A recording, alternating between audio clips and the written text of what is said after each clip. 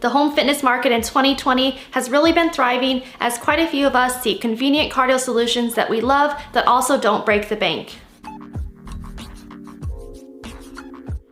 I know on my channel I have been predominantly talking about indoor cycling bikes as our footprint tends to be quite small, on average of 4 feet by 2 feet, and they can be purchased for as little as $150 on Amazon. But we mustn't forget the most original form of cardio, which includes walking / jogging / running. In the past, most treadmills tended to be quite pricey, bulky, loud, and obtrusive if you don't have the luxury of a separate workout room, which, let's be honest, how many of us have a separate workout room? So if you're looking for an affordable, compact, relatively lightweight treadmill that can be stored underneath a bed or a couch when not in use, please keep watching. Today's video will be broken down into the following topic areas.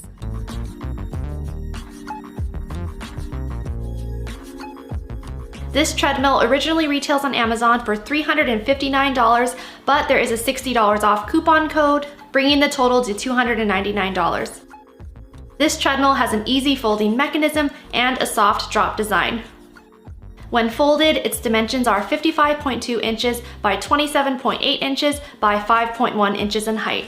So, for example, if you're planning to store it underneath a couch or a bed, you just have to make sure the clearance from the floor to the top of the bed is at least 5.1 inches. This treadmill weighs 75 pounds.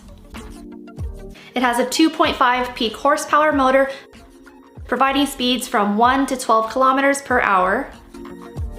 It also supports weight up to 260 pounds. It has a 16.5 inch wide anti-slip belt, and it also has 12 preset training programs. The LCD screen displays time, distance, speed, and calories burned. It also includes 6 non-slip mat pieces for the leveling feet. This treadmill was first available on Amazon on September 7th, 2020, and is currently ranked as number 26 in Treadmills. So now I'm going to talk a little bit about my experience with this treadmill. The first thing to note is you must have the magnetic safety strip in place or else the treadmill won't turn on. Initially, when I set my treadmill up, I figured I wouldn't need the magnetic safety strip because usually I don't plug those onto my clothes anyways when I'm jogging. But as I mentioned before, the treadmill won't run until it's in place. The next point might be kind of obvious, but there are no incline functions on this treadmill, but I found that you can still break a decent sweat with a jog. The platform tray isn't the most sturdy. In other words, I won't be putting my laptop on it anytime soon. But it does have an included phone holder function, which is great for streaming workouts on your phone. I've streamed a few Peloton running workout videos on my phone while using the treadmill, and while you can't adjust the incline to match the instructors, you can still somewhat match your speed to their recommendations, and I find that I still get a better workout following one of those videos versus just trying to motivate myself. Now, since this treadmill is compact and only 27.8 inches in length, it may be a little bit awkward for a taller person if they're running. I'm 5'4" and I find the size to be perfect for me and my stride length. And for a quick note, I did Google what's the average stride length for someone who's 5'4", and what I found is that the average stride length for someone who's 5'4" is 2.2 feet or 27 inches. So I just finished my first workout using this treadmill. It arrived in the mail yesterday and we set it up, and I wanted to test it out today. This is my first time testing it out. I did a quick 20-minute workout and did a total of 2 miles. I just used the Peloton app on my phone. This class I took was with Andy Spear, and I just set my phone right here on this little ledge. At first I was a bit skeptical on how it would hold up when running on it, and luckily it was fine. Of course it doesn't have any sort of incline, but it's fine if you want just like a flat, easy road. And one thing I like is that the Peloton app also syncs to my Apple Watch, so it is able to track those workouts and those runs on it.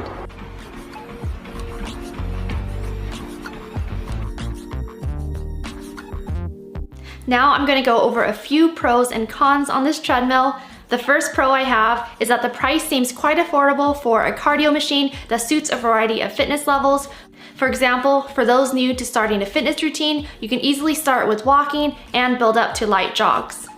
The second pro I have is regards to its size. The compact size is convenient, especially if you don't have the luxury of a separate workout room. For example, I have my Peloton bike as well as my treadmill in the master bedroom.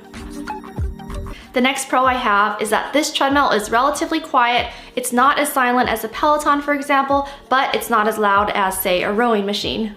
Another pro I have is that this treadmill can be tucked away when not in use, or if you kind of fall off the bandwagon of your workout routine, which, let's be real, and based on my personal experience, some of us are not as consistent on our workout routines as we intend to be. So one pro to that is that you can just tuck it away and it won't sit out and guilt trip you every time you walk by it or become an infamous clothes hanger. The last pro I have is that this treadmill is light enough for 2 people to move it together. There are 2 wheels on the front end, so say if you're just moving it from one room to the next, you can easily just tilt it over and maneuver it. Also, since my treadmill is on the 2nd story of my home, it wasn't too much of a hassle to bring it up the stairs with 2 people carrying either end. Just think if you were trying to maneuver one of those commercial treadmills that you see at the gym, that would be a whole nother story. Now I'm gonna go over a few cons for this treadmill. The first con I have is that if this treadmill is going to be part of your daily fitness routine, you may want to invest in something that's a little bit more heavy duty or something that has an incline function. I intend to wait until Peloton releases their new treadmill model with an estimated release date sometime in 2021. The next con is that the tray table isn't the most sturdy, so say if you're really breaking a sweat and want something to heavily lean on, or if you forget that it isn't the most sturdy, you don't want it to bend and snap forward. And the last con I have is that the safety strap feels quite flimsy, but it does do the job. And as I mentioned before, the magnetic strip does need to be matched onto the treadmill in order for it to turn on. So anyways, that should do it for today's video. I hope you enjoyed it. Comment down below, what are your thoughts on this treadmill? Do you think it's a great, affordable, compact option, or would you prefer to invest in something that's a little bit more heavy duty, or something that does have an included screen? Also, for those Peloton customers, would you consider investing in the Peloton Tread, or would you choose a different brand? But anyways, I hope you enjoyed it, and I'll see you in my next video. Thanks for watching.